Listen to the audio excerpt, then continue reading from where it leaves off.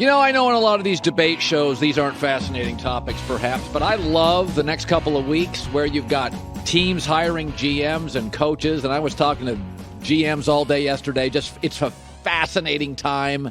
I love this part of the business. When you got all these moving parts going around, Albert Breer's not moving. He's sitting. Monday morning quarterback. Stuff is breaking as we speak. Okay, yep. My first takeaway, the one hire I like, is Denver.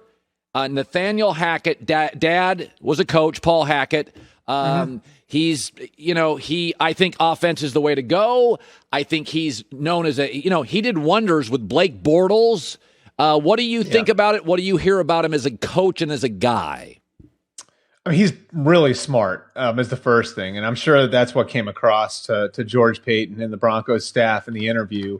I think the other thing, of course, is developing quarterbacks and being able to work with different types of quarterbacks. And you remember all the way back in Buffalo, his first OC job in the NFL under Doug Marrone, he was trying to make it work with E.J. Manuel. And then he had to work with Blake Bortles. And so a lot of people, Colin, have talked about, well, it's Aaron Rodgers, and he hasn't called plays. Well, he did call plays in Jacksonville. He did call plays in Buffalo. He was very innovative, and he was able to adapt what he did to work for Aaron Rodgers. And, he was able to make it work in those places with a little bit less at the quarterback position. They got to an AFC championship game and really were pretty close to getting to the Super Bowl, too, in Jacksonville with Blake Bortles as the quarterback. Yeah. And so I think the ability to work with a quarterback, I think the intelligence, and then just the overall energy I think he'll bring to the building. Those are the three things: intelligence, energy, and the quarterback development piece. And then, of course, there's the obvious, which is why he's been connected to the Denver job in NFL circles going back to September and October, which is the connection to Aaron Rodgers, should Aaron Rodgers become available in the next few weeks. Yeah, well, let's talk about that. So, I mean, Aaron's, bringing up retirement, more than a 75-year-old factory worker. Every week he's bringing it up. So, I mean, I'll be honest with you. I think if you ask Green Bay where they could send Aaron, they'd be like, yeah, put him in Mahomes' division. Get him out of here. If they had to make a deal and Aaron demanded a trade, I honestly believe this is where Green Bay would want him in Denver. I really do. Your thoughts on that? He was on their list last year. This would allow them to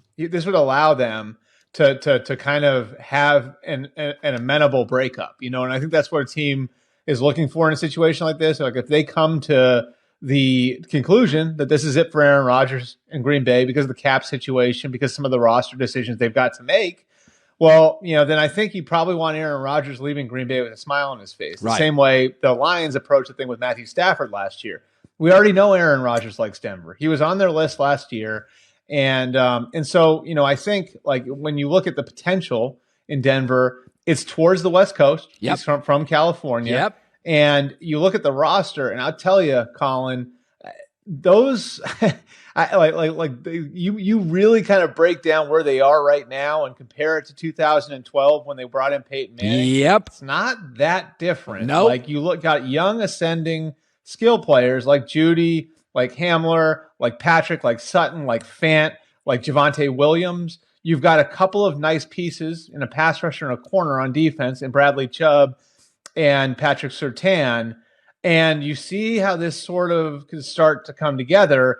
And look, let's look at the reality of it too. The team's for sale. So if you're George Paton, you're Nathaniel Hackett, you're the team president, Joe Ellis, what better way to keep your job or put yourself in position to keep your job when the new owner comes in and say, we just traded for Aaron Rodgers. So I think for a lot of different reasons, if Aaron Rodgers were to come available, if the Packers were to trade him, I think Denver would absolutely be at the top of the list. And this is one more reason why. Yeah, I'm excited. I kind of want him to go to Denver. I just think it's a great story. Now we only have a minute and a half left.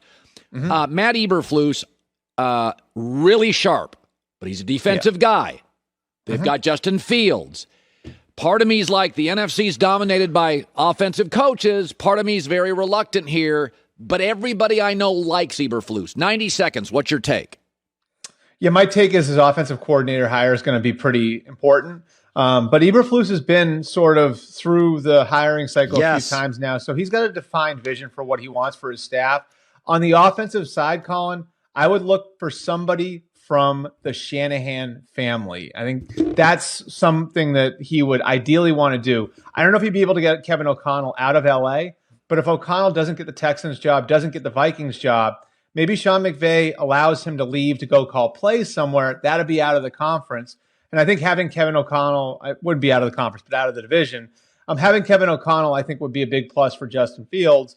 And then I think Eberflus is going to double down on what he knows on defense and probably bring some Colts guys with him. And so Eberflus is really sharp. But again, with every defensive coach, one of the big questions is going to be what you do with your offensive coordinator hire. And I would expect that he'll look deep into that Shanahan tree to try to find somebody to work with Justin Fields. So interesting. All right. Go back to work, Albert. Your phone's buzzing. Appreciate it, bud. All right. Thanks, Colin. Yeah, it looks like Leftwich is going to get the Jacksonville job. I don't know. It's a big ask. That's a mess. But he is a quarterback, and I heard the Vic Fangio rumors to Jacksonville this morning. I started pulling my hair out. Hi, everybody. Thanks for watching. Subscribe here to get the latest from the show. Also, be sure to check out more of the best clips from The Herd or go watch a few segments from other shows on FS1.